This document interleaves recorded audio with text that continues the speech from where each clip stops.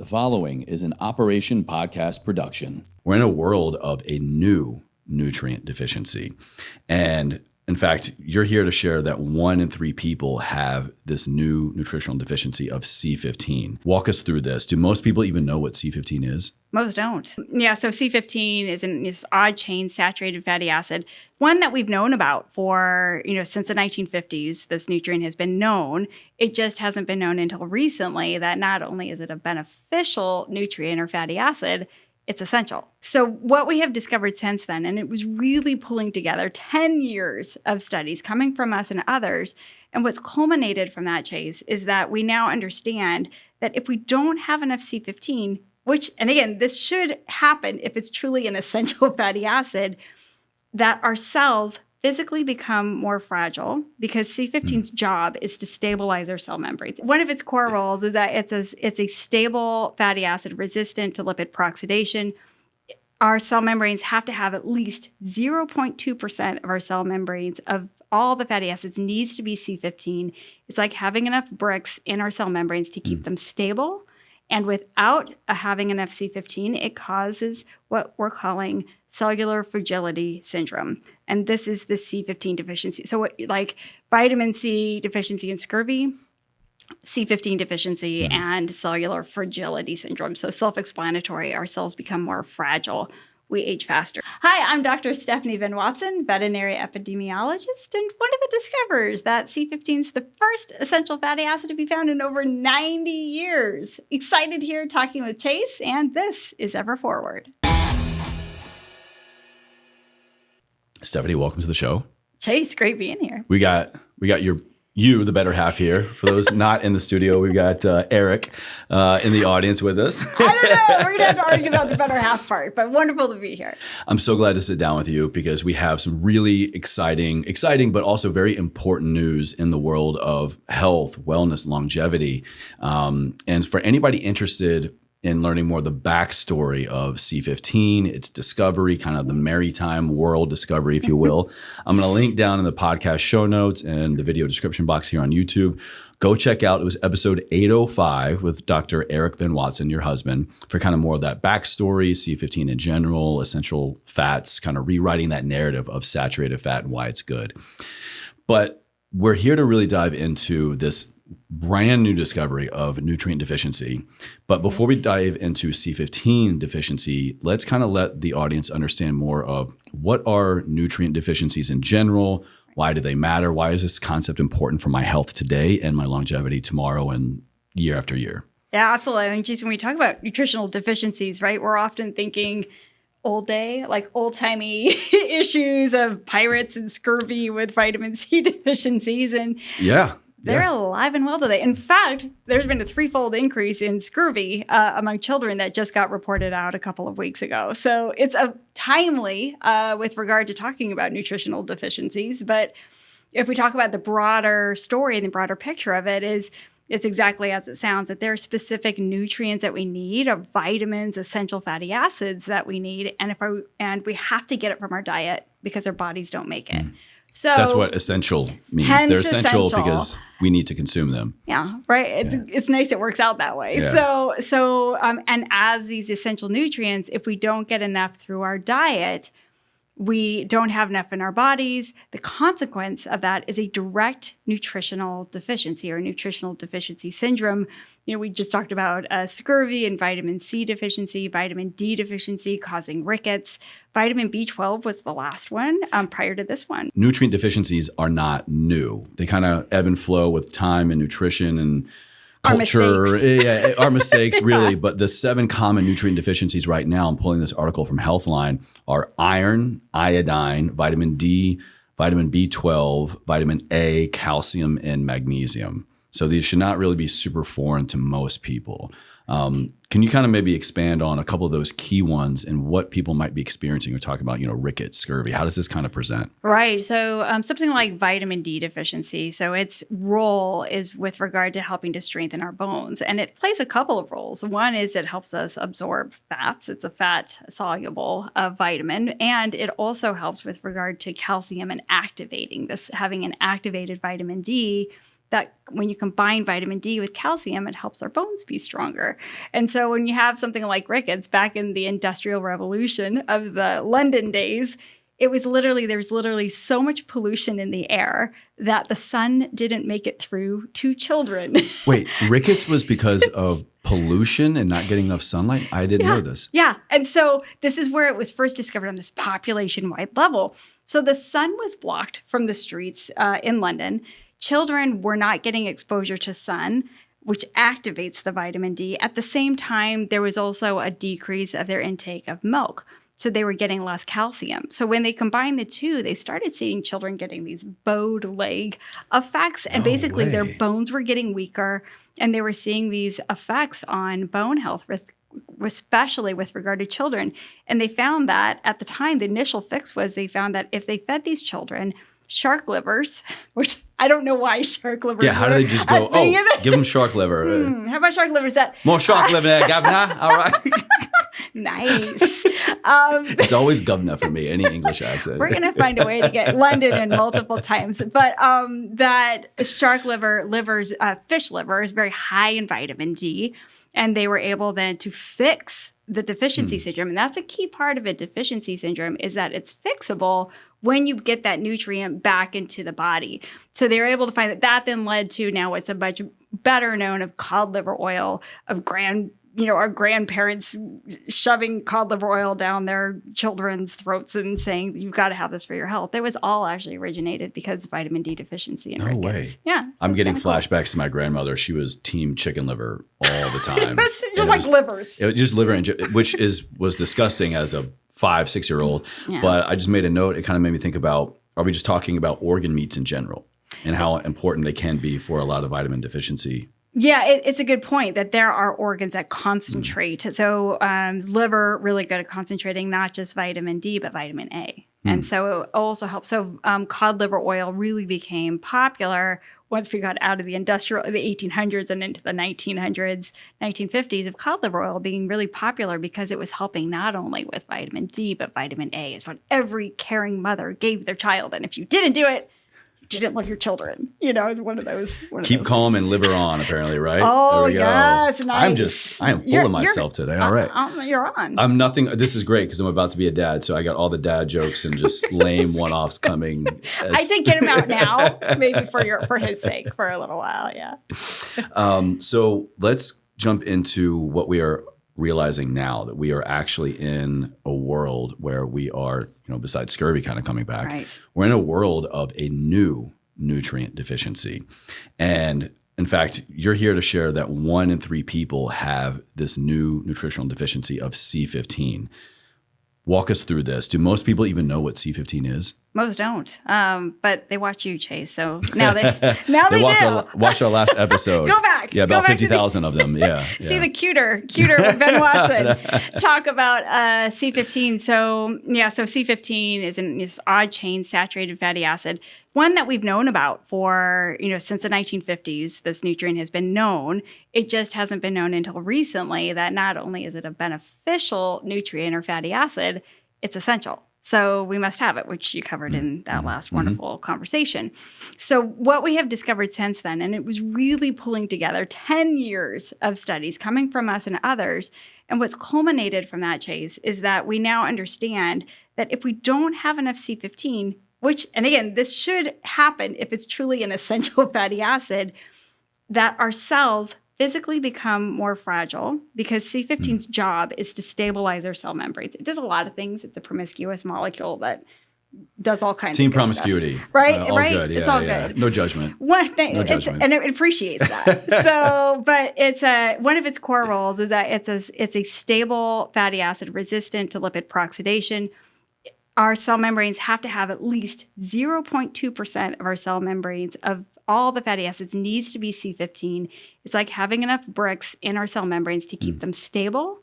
And without having enough C15, it causes what we're calling cellular fragility syndrome. And this is the C15 deficiency. So like vitamin C deficiency and scurvy, C15 deficiency, and cellular fragility syndrome. So self-explanatory, our cells become more fragile. We age faster, and we can talk through all the consequences of that. Yeah, let's go there next, please. So when we hear that, it's kind of like I'm just imagining what people might be thinking. And it's, okay, well, why is this bad? Does this really matter? I'm doing a lot of other things maybe in my life in terms of activity, sleep, nutrition. Is this just something that is being literally put underneath the magnifying lens and overhyped, or should this matter for everybody? It matters, and it really matters, because what we have understood, and again, this interesting list all came from 2 hits, right? This was happening in our fellow large-brained, long-lived species, the dolphins, where they were getting less C15 in their diet at the same time we were. So we have this interesting coinciding effect happen, which is helping to underline why it matters and why we care. So when we talk about with regard to people, our primary source of C15 is from whole dairy fat and butter. And we've taken those out of our diets purposely to avoid saturated fats, to not get heart disease and type 2 diabetes. That's been the prevailing narrative for decades now, since right? 1977. Whole fat bad, saturated fat bad. That's it. And so what we now know, it is indisputable. There's evidence far beyond ours. It's meta-analyses doing studies of studies, and now multiple meta-analyses all showing consistently that the higher C15 levels that we have in our blood, the lower our risk of type 2 diabetes, heart disease, fatty liver disease, and certain types of cancer. Beyond association, we also know that C15 has those mechanisms of action that show that it's not just association, but causation.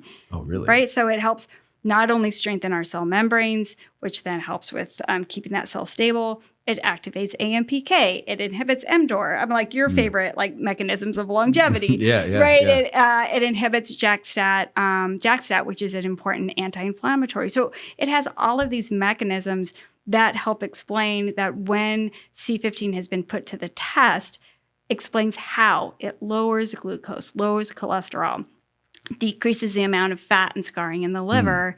And a clinical trial just came out from Dr. Jeff Schwimmer at Rady Children's Hospital, leader in fatty liver disease. And he showed that C15 supplementation and he used fatty 15, that it successfully lowered liver enzymes among people who successfully got their C15 levels above that 0.2%. No way. Wow. Yeah. Wow. Okay, so what about men or women? Are we more likely one or the other to be more deficient? It's a good question. So we don't think so. If we had money on the table and I was forced to choose one or the other, I would say that women may be more susceptible to C15 deficiencies. Why do you think that? It's more of the manifestation of the effects that we're seeing. So when our cells become fragile, so why do we care, right? Because maybe if we can't feel it, it doesn't really mean anything. Who cares? Fair point. Right? Yeah. We now know that it causes our cells to undergo a new form of cell death called ferroptosis. So I have that down. Do you have that down? I had to spell it like 3 times. Yeah, this came up in my research about it being a very important aspect to not only the cellular integrity, but overall health, longevity, and especially as it relates to C15 levels. You got it. So 2012, a group of researchers at University of Columbia discovered an entirely new way that our cells were dying. So prior to this, I would go to cell biology class. I actually didn't get the best grade in that class, ironically, but went to cell biology class in college. And you learn there are 3 ways that your cells die, right? It's like apoptosis, necrosis, and autophagy. That's just how it's always been taught. So these scientists discover a 4th way that our cells are dying. This is huge. And so when they discovered it, they published it 2012. Since then, and they coined the term ferroptosis. Since then, over 10,000 peer-reviewed papers have been published, Chase, on ferroptosis, trying to figure out what the heck is this, what it does, and why did it show up suddenly out of nowhere. What we do know is it accelerates aging because it speeds up the cell death. It is caused by weak, fragile fatty acids in the cell membrane, which causes lipid peroxidation. It combines with this mysterious iron that's showing up in the cell. Those combine, kicks off this massive reactive oxygen species explosion, takes out the cell. So everyone had been able to describe it. They know it's accelerating aging. It makes things like type 2 diabetes, heart disease, fatty liver disease more aggressive, which is what we're seeing in younger and younger people. Nobody knew why until now. So we published this paper showing that when C15 levels are low, that we see all of the components of proptosis. Just as important, when you put C15 back into a cell, it's all fixed. So it's not just this happens, you're done, you're kind of screwed, but you reintroduce it into your diet, it can actually kickstart back how it's supposed to? Exactly. True nutritional Wow, no deficiency way. syndrome. So it just truly means that we need it, just like the kids back in London, you know, that you Yeah. give them their shark livers and they were okay again. So same thing Wow. here. Fixable. So then is C15 really this longevity game changer that it sounds like? Yeah, it is. And actually, it's super fun. The ARDD meeting, so the big anti-aging research and drug development conference. It's all the bigwigs in longevity research. I would love to see that panel. Yeah, Yeah, it's an amazing group. So they're all meeting in Copenhagen in a few weeks, maybe even next week. And so Nick Shork, who's head of the NIH's Longevity Consortium, Nick is presenting C15 as the longevity molecule. And his argument is he's like, I've seen it all. I've seen all the longevity molecules. I've seen rapamycin, metformin, acarbose. He says, there's nothing that has more evidence than C15 for longevity. Stop. What about things like, and I might be out of my league here, so excuse me, but NAD in comparison to that, and even I'm having a blank right now, but even people are going like harder on NAD. They're like, no, it's not NAD. It's right. There's NMN. NMN, yes, excuse me. Yeah. Right. So how does it stack up against NAD and NMN? It's better, and here's why. So NAD is it's important, and it's gained a lot of attention because it's a cog in the longevity path. So if we look at the human longevity pathway, it's this whole wonderfully complex series of pathways that get you to, there are many ways to get to longevity. The whole pathway was created based upon caloric restriction. So if you take down calories, it's kind of a given that we'll live longer. The problem is it's not really sustainable, and not eating kind of sucks. Yeah, I just want to share it right now. Anybody interested in exactly what you're talking about, go back to, I'll link this again. I had an episode with Dr. Charles Brenner. Perfect. And this was his point he was driving home as to how, yes, we can look at caloric restriction can contribute to longevity. And particularly we're looking at mice studies, but what really is going on with these mice after the fact, they're so dormant and sedentary. They're not reproducing. Their sex drive goes down. So basically they can live longer, but their quality of life significantly diminishes. They're not reproducing. So you're going to have a longer lived species, but for how many more generations? Right. Yeah. Yeah. And miserable. Right. Yeah. Right. Yeah. But more importantly, not reproducing is kind of a big deal.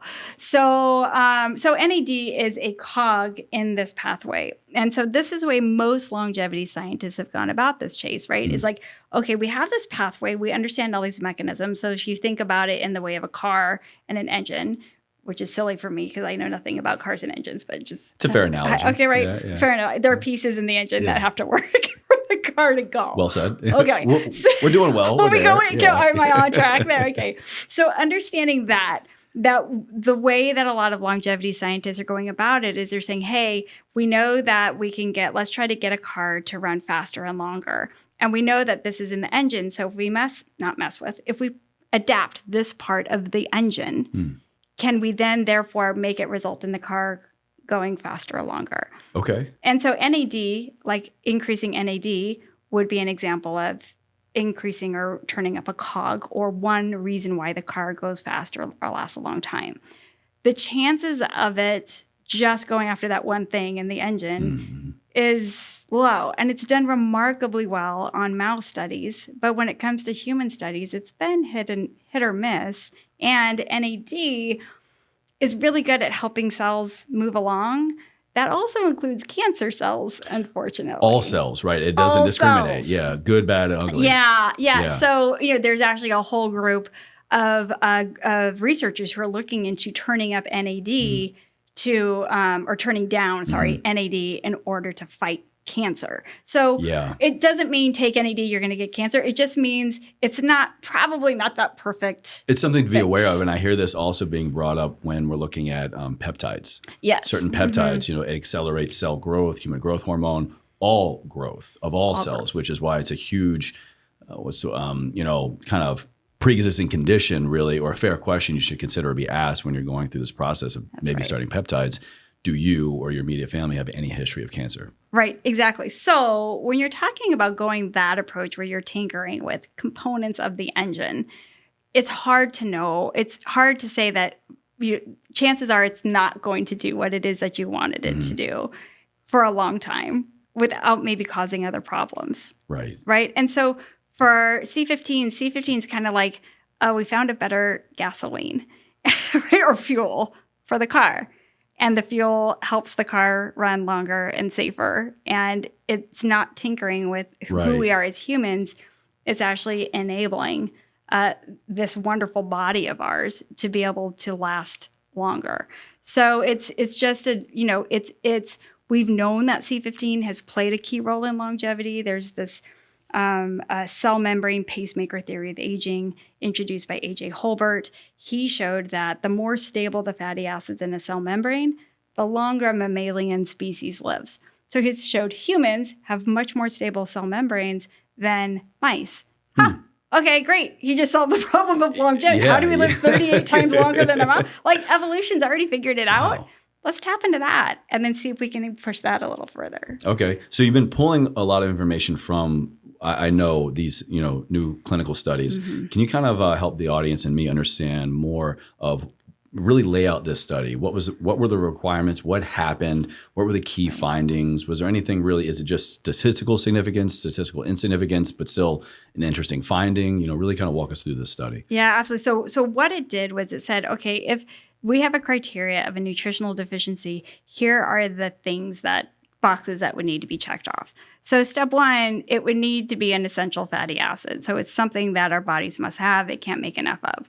So we had already published that paper in 2020 and scientific reports of laying out the argument of it being an essential fatty acid. So the second is saying, okay, if you take C15 away, so if it is missing from a system, will you actually develop a disease specific to not having C15? And can you define an amount? Because there needs to be a threshold, right? Not just kind of like an association of lower C15 is a higher risk of type 2 diabetes. Yeah. So what we were able to show through multiple studies, in ours as well as in others, this repeated finding of this 0.2% in the cell membrane required in the cell, and that whether it's epidemiological or experimental in the lab, that when C15 was lower than 0.2%, the cells became more fragile, and we started seeing these downstream risk factors of higher risk of type 2 diabetes, heart disease, fatty liver disease. Can I interrupt real quick? And that number seems pretty low.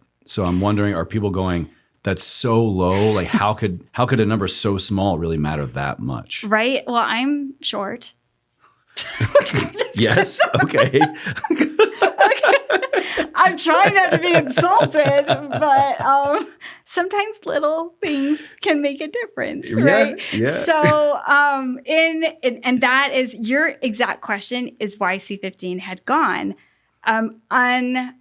basically stayed under the radar for so long. So C15 has been known about since the 1950s.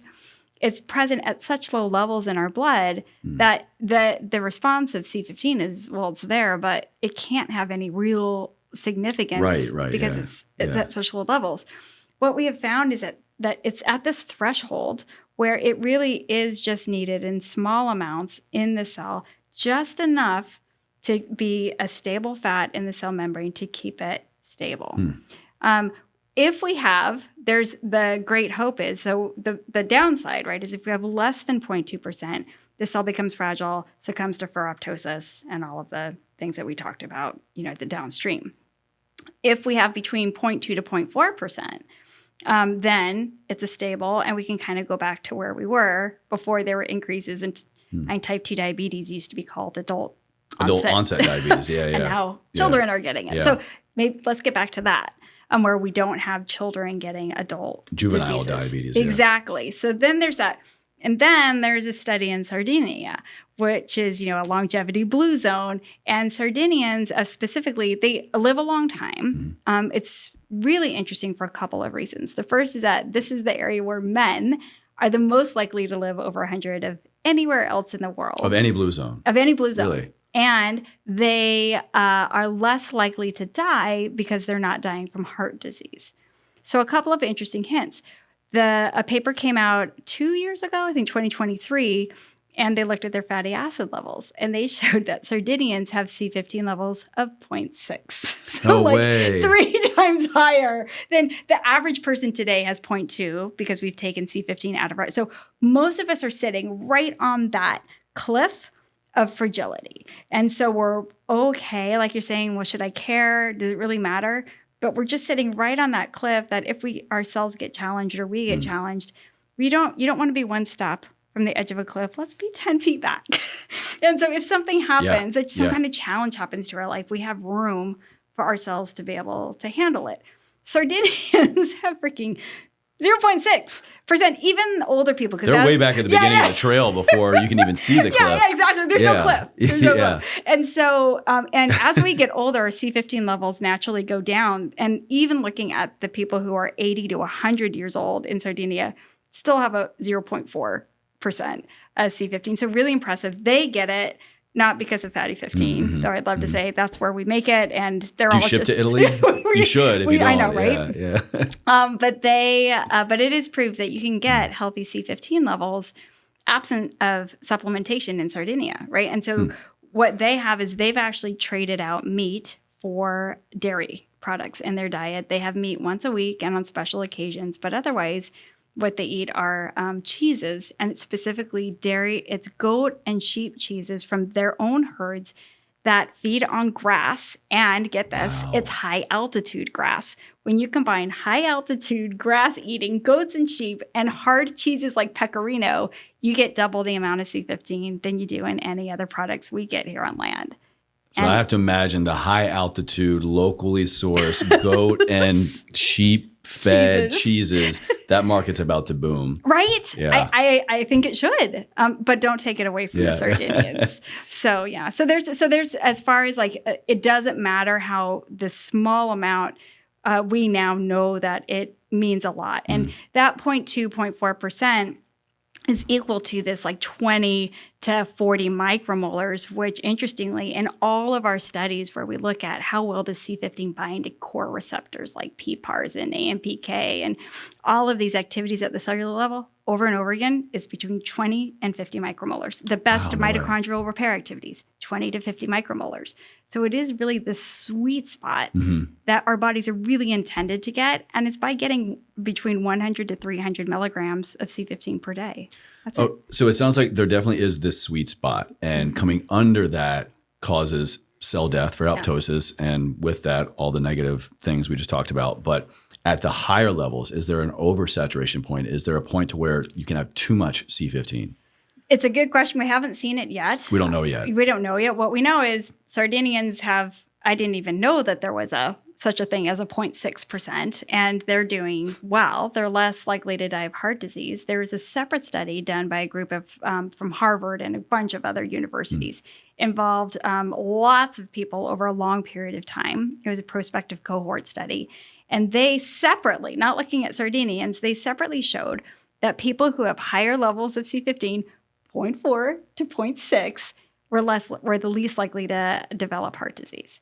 So there really is supportive that higher is better. I think that what's happened is in our natural world, it would be really hard to get levels that are really, really high. We've done lots of safety studies at like 100x this dose, no safety issues. So it doesn't, everything has some, like water can be toxic. Right. Yeah, right. Yeah. And so, but I think it's what it is another reason why we developed, fatty 15 in the supplement at 100 to 200 milligrams per day. We're not trying to hyperdose. We're saying, let's just get us back to where we are. And like for me, I just measured my C15 levels and I'm 0.42.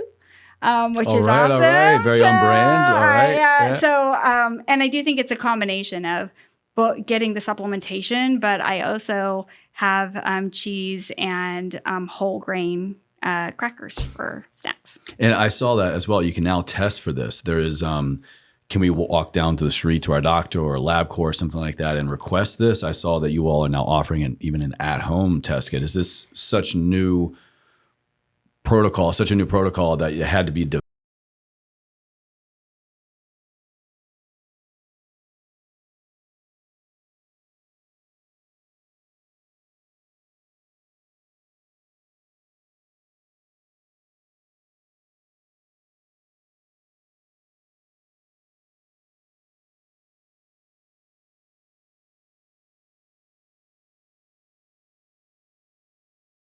fish diets predicted the healthiest aging dolphins, that fatty acid panel luckily happened to include C15. Like if it hadn't had included C15 in it, we wouldn't have made. So there may be, if your doctor has access to a fatty acid panel, they should just check and see if it includes C15. And you can get that. Any doctor can get that measurement. Okay. We worked in partnership with Genova, who they offer this at-home test. And so that's the one I did. So it gets shipped from house. You prick your finger. Like the prick finger. Yeah. I do that with Cyfox Health. I do kind of like diagnostic lab tests to that. Super That's easy. right. Yeah. Yeah. So it's another option, but again, it's something that most doctors should have ready access. They just need to make sure that fatty acid panel includes not only the omegas, but also C15. It kind of begs this question for me, and I feel like I have to ask it, even though I feel like we've already kind of talked about it. So much now in the longevity world, the optimization world is there too much information? Do we have too much access to these abilities to test all these blood markers? There's so many people, I think, just get caught up in the minutia of I need this lab, this biomarker, this thing. I need to look at every level. I need to be optimal in everything for this kind of gamification. And, I've definitely fallen victim to that over the years because it's new science. Well, what if this could be the thing? Or is it correlation, causation? I personally like to know all the data. I get quarterly labs now this year. I have 2 different wearables. I got a smart bed. But, I personally, it's been about a 20-year wellness journey to kind of bring all these things to the table. And I have my own assessment and prioritization and my own kind of genetic predispositions to certain things. So I say all that just to kind of share. I'm not pro or anti anything here, but there's a lot of power in information. But sometimes too much information can cause more stress, or just because something is high or low does not necessarily mean it should be cause for concern maybe right now, or should really throw you off your entire routine or change your life. Is this the case for C15? Or, hey, this is a biomarker everyone needs to know because it matters for everyone. So it's the latter. And because it's something that's easily fixable. And importantly, as we're educating doctors with regard to the paper of cellular fragility syndrome, it's not just a matter, exactly to your point, Chase, it's not just a matter of I have low C15. Oh my gosh, right? Go fix it. It's more of, if a person has low C15, you need to be knowing that 1 in 3 people have low C15 and have the associated cellular fragility syndrome. So this includes measurements of things like high ferritin and high levels of lipid peroxidation, things where your doctors start caring about beyond your super fancy functional wellness world. And that's still kind of on the border where they'll be looking for things like that. But then what comes after that are, do you have anemia? And do you have insulin resistance and type 2 diabetes and evidence of heart disease and high cholesterol? Those and fatty liver disease, right? All of those are components of downstream effects of C15 deficiencies. So what's important about it is test for C15 or not. It's more important saying, could my patient have cellular fragility syndrome? And what makes it important is, yes, there are all these tests you can do, but a big thing that Nick will be talking about, Dr. Schork, at this meeting in Copenhagen, the reason why he got on the C15 train is because it wasn't just about epigenetic clocks and telomere length. He's like, you're actually affecting things that will make people be healthier longer if they don't have anemia, if they don't have type 2 diabetes, if they don't have heart disease, fatty liver disease. We're going to live healthier longer. And Nick is like, there's nothing else that does that does this in the way that he's aware. That's so incredible. What a great path we're on. I think for sure. It's been great, and nothing wrong with accidental discoveries from taking care of other animals. I mean, look at some of the other amazing accidental discoveries. What is it? Penicillin. Right. was an accidental fungal discovery on a cantaloupe, I think, back in England, actually. And imagine where we would be or not be without penicillin. Right. It's just, we just need to have ourselves enable people from all disciplines, even dolphin veterinarians, to be able to explore the world and come forward with hypotheses. And, big messages. The world is so far, this is such a simple discovery, right? And this was not a fancy discovery. It's just a simple one that the dolphins allowed us to see and to bring to light. It just means, Jason, there's just so much more for us to discover in nutrition if we can apply the advanced technologies that we're applying for drug development and all of these other things, apply it to nutrients. And I have a really good feeling that there's a whole lot more that we can find to better our health in clinically relevant ways. Absolutely. Absolutely. So now I would like to kind of get into some questions that we have from the first interview with your husband. Some great questions around the origins of C15, supplementation, diet, kind of pulling from the audience here. First one is, how did the Navy dolphins get more C15? Right. So C15 in dolphins were dependent upon the type of fish they ate. So some fish, and not all, have C15. The dolphins had access to about 5 different types of fish. And some of them chose chips of the sea, which we're now calling them capelin, because they were like Chips of the sea, huh? they didn't have any C15 in it. They were fine.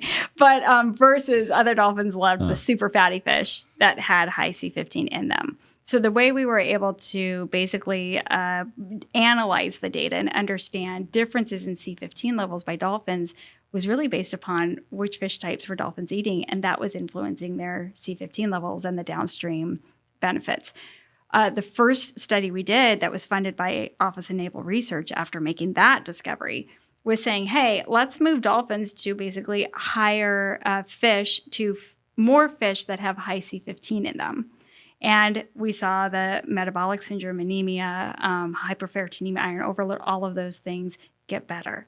But dolphins can have those diseases? They have all of so those, they have issues? So yeah, exactly. So part of the paper shows in multiple species that the dolphin has this very clean model, which really helped us understand what was happening, because there's a lot of noise. And not everybody who has heart disease has C15 has heart disease because of C15 deficiencies.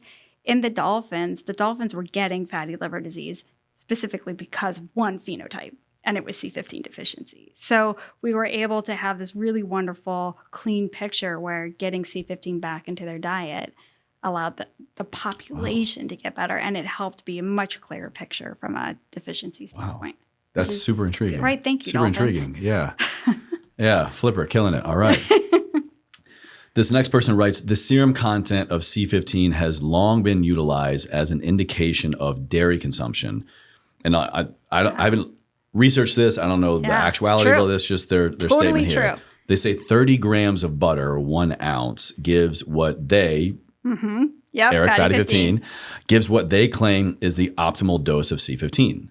When the creator of a new synthetic supplement presents research, facts like these are easily forgotten. This is more of a statement than a question, but how does that land on you? Yeah, it's really important. And the person who brought up this question it's a valid question. So the amount of C15 that we are supposed to get as an essential fatty acid is something that we should be able to get from food, right? And so they're absolutely right that just a couple of tablespoons of butter. 1 ounce. Yeah. Back in the day, at least back in the day, because the measurements of how much C15 is in butter are based upon measurements that were taken by USDA a long time ago. If a cow is fed corn, it has half as much C15 in its dairy fat than if it is fed it is fed grass.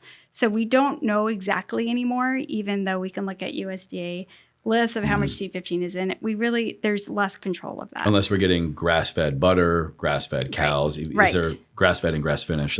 It's kind of like the golden standard there. Exactly. More importantly, in most cases, when the best way to get our nutrients, like omega-3s, omega-6s, are from eating the foods that have them. Like, that is a mantra, right? And so this person has every right to say, just get it from butter. There was a group that met in Copenhagen, which Copenhagen has now come up twice, that were experts in dairy fat science. And their big question was, we know there are specific ingredients in dairy fat that are essential. Every mammal gets milk at birth. Therefore, it is the perfect food. And so because of it, it has specific ingredients in it that when you take that individual ingredient out and do the studies on it, they have remarkable properties, things like vitamin D and vitamin A and C15. And so the big question this team had was, hey, we know that these nutrients in isolation do remarkable things in their pure form. why aren't we seeing that effect when you do large-scale studies on the benefits of dairy products in populations? Why isn't it consistent that if people drink whole-fat milk, they should have a lower risk of type 2 diabetes, fatty liver disease? And so it's a very simple question. They did a deep dive, and what they concluded was that there are over 400 fatty acids in dairy fat. For us, only 1% of fatty acids in dairy fat is C15. Over 40% are pro-inflammatory, saturated, even chain saturated fatty acids. When people have a high-fat diet, their C15 levels actually go down. The hypothesis is it's because our bodies, it's like being in a subway station and you're running as fast as you can through. Who makes it onto the subway are the bully, the ones that are there in higher volume. Okay. C15, there may be less absorption of C15 in the face of a high-fat diet. Another example is a study that was done in which they fed a mouse that had type 2 diabetes, pure C15, pure C17, and whole dairy fat. And what they showed was C15 had the best benefits: lower liver fat, lower insulin, lower glucose, lower inflammation. C17, lower inflammation, great, but not as good as C15. Whole dairy fat group got worse. They had worse liver fat and worse inflammation, and they attributed that to these much higher levels of these pro-inflammatory fats. So that was a really long way of going about we have an ability, again, this was funded through the Office of Naval Research to optimize an individual ingredient that if we could take the bullies and the competitors away from it, these pro-inflammatory fats, it has the ability to do remarkable things. That's fascinating. So just to make sure I am getting this correctly, C15 good. C15 found in foods, in nature, that are typically collectively more just saturated fats altogether.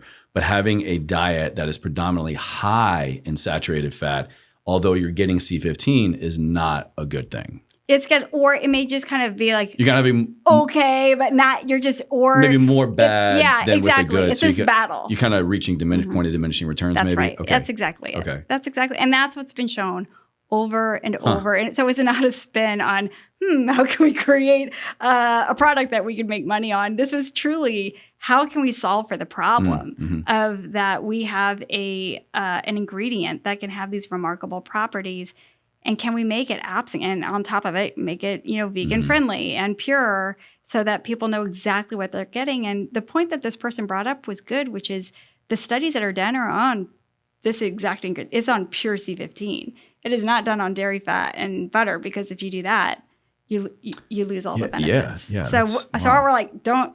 And I mix. So like I said, I eat cheese and I take the supplement. So I think it's really probably getting to a world where we have a balance of, just like we have omega-6 to omega-3 ratios, of finding out foods where we can get even chain to odd chain, like C16 to C15 ratios, or have butter report, have dairy products report how much C15 versus C16 is in their product. Ooh, and maybe, we could find a balance where it's good. But for right now, this is it's another option for people that has very real reasons behind it. Super interesting. Super interesting. There's a huge difference. This is another question here from the last YouTube video. There's a huge difference with natural C15 and C15 made in a lab, which contains alcohol like PEGs, which can cross a blood-brain barrier. Normally, alcohols and sugars in a liposome can cause aggressive cancers and brain tumors a few years later.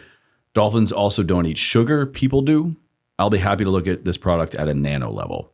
Okay. Yeah. So kind of a lot going on there. There was a lot going on there. Anything you can help us with? I can help you that the molecule is exactly identical to that in nature. So it's bioidentical. Okay. The nice thing about C15 is it's 15 carbons. Sometimes molecules will have different, it's called like isoforms, where it could be like a left version or a right version. And depending upon that structure configuration could make a big difference on what it does. And so when something is made synthetically, that if you don't get that formation right, or they're complicated, one little mistake can make a really big difference.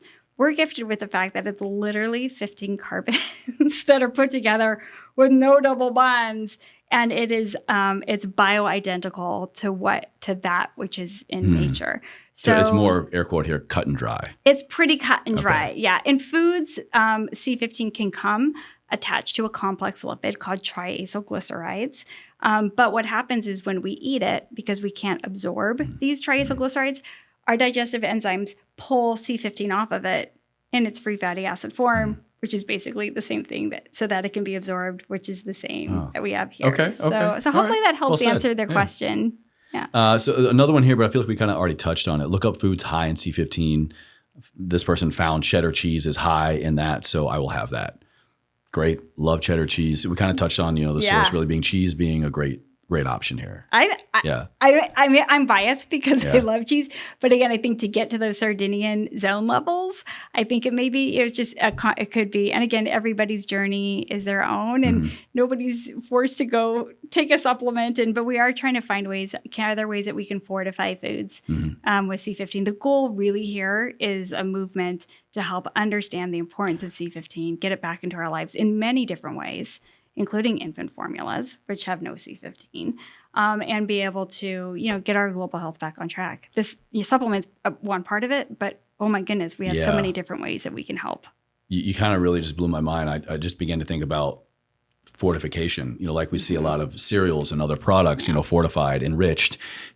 In a way, it's kind of, well, it was stripped down, and now you have to put it back in. So why is that happening? But that's a whole nother conversation with, the food industry and lobbying and all this stuff. But, are we moving towards a future in the world, in the whole food, grocery shopping, buying food world, where we can look for and see this product, this food enriched with C15? Is that even possible in like a biochemical level? Yeah, I mean, it's a great ingredient from that standpoint because it has no double bonds. It's not susceptible to oxidation. It just means it's really stable. So it could sit around at room temperature for 5 years and still be the same molecule. So it means that it can be mixed in really well to help fortify foods. So it's prime to be able to help fortify foods throughout the world for infants through all stages of our life. And where all the science is heading is that there will be, just like you see, daily requirements of vitamin A. How much does this have? 0 to, and sometimes this is 0%. But, C15 is heading in that direction. Wow. Yeah, which is pretty exciting. It's got a lot of momentum. This is everything you say just keeps, blowing my mind more about movement. The movement is on, and what's nice, like the importance of this. Yeah, it's no longer us. It's people throughout. We have a whole group that's 2 different teams that we have, completely independent of us that are looking at C15's anti-cancer properties and its ability to help reverse tamoxifen resistance in breast cancer cells and increase the efficacy of gemcitabine against breast cancer cells. It's just there's the understanding of importance to childhood development and health. So there's all of these things happening, and really what Nick would come back and say is it's the consistency of the data and this 50-year experiment that we've undergone of taking it out of our diet. Our lifespans are shortening. Kids are aging faster. It's a safe ingredient. Let's find a way to bring it back into our lives, both by revisiting dietary guidelines, especially around kids. Like when your little one turns 2 years old and they'll be told to come off of, whole fat milk and go to low fat milk. Let's revisit those guidelines and make sure that, people have those C15 levels that they need. Wow. Yeah, the new dad brain in me is already beginning to think a lot about this stuff in a different way. Another question I thought was really interesting is I think it's because when the cell is fragile, the ATP leaks out. Also, I didn't spell check this one. Their grammar is a little off here. Also a bet that the anemia is often anemia of chronic disease. So let's maybe go with the first part first. Yeah, the first part first. Gotcha. So kind of we're looking at cellular fragility syndrome. Is this more because of the lack of C15 that is causing ATP to leak out?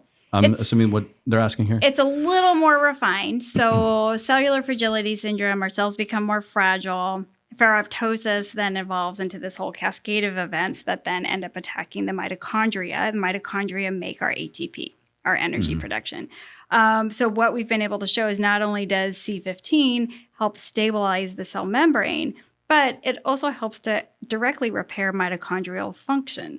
And that then, because of repairing mitochondrial function, is more of that direct ability to increase ATP production.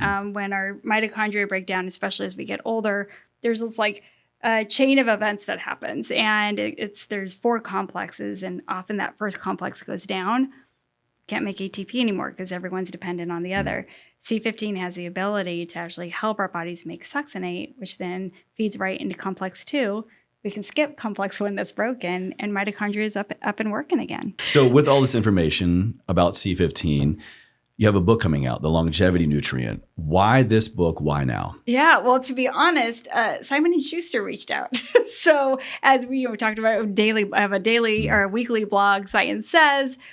All the science is coming out on C15 around the world. So it's not just us, enough to fill a book. And so Simon & Schuster reached out. They've been reading the Science Says for over a year. And they said, Steph, this is an amazing story. This is a book.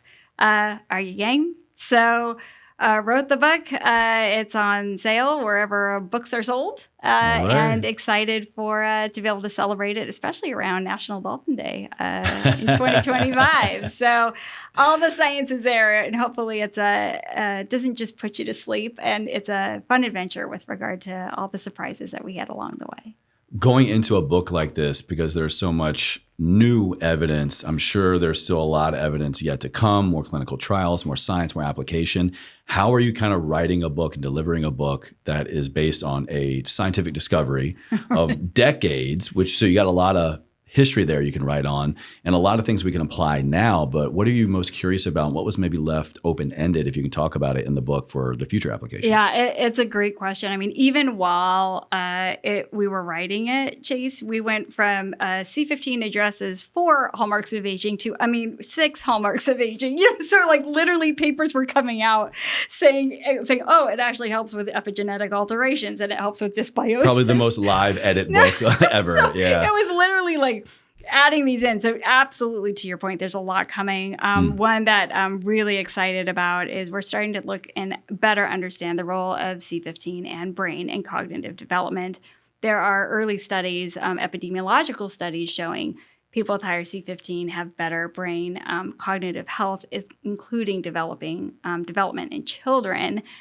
We do have some science coming down the pipeline with regard to specific targets for Wait, are we treating. talking like Alzheimer's, dementia, things like that, cognitive decline? Yeah. So coming at early stages, a better understanding mechanisms of action of C15 that are relevant to being able to potentially treat Alzheimer's someday. Yeah. So that one it's happening now. That's incredible. Yeah. Stay tuned. We'll be able to chat about it more as those papers come out.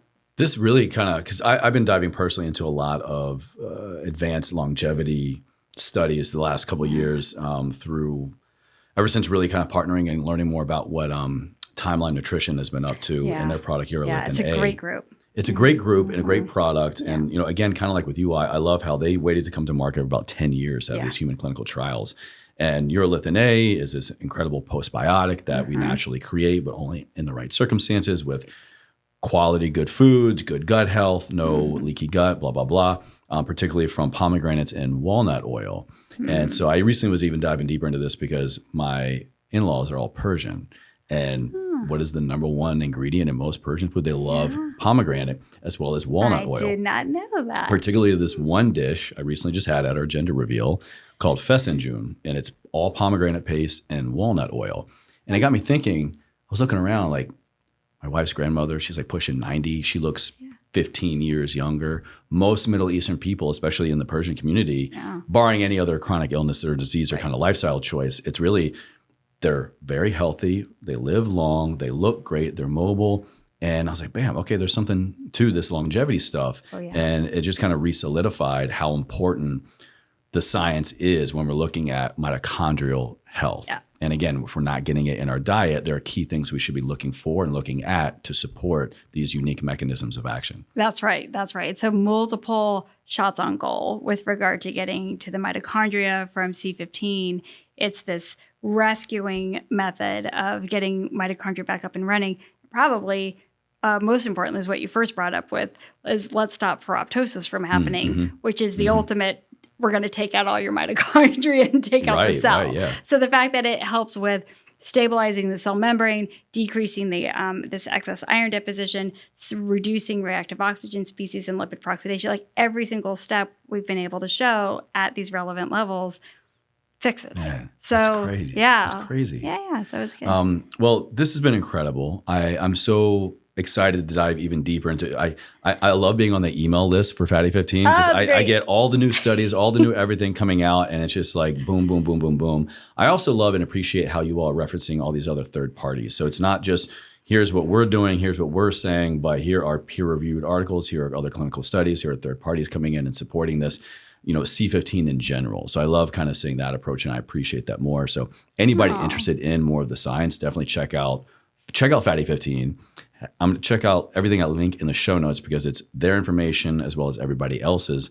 And I'm really curious and excited to follow this journey of C15 because it's made such an incredible, I've been using Fatty 15, I think almost a year now. Oh, that's good. Almost a year. Yeah. And it's also, I think it's so great because a lot of people, if we choose to supplement, especially when we're looking at healthy fats, most people go krill oil, fish oil, omega-3, which are great, but typically for a quality one, you got to get a lot.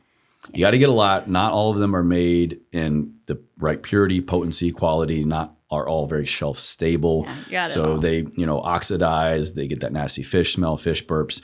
What you can really do here is just one capsule. It's vegan friendly. And so this is how great it is.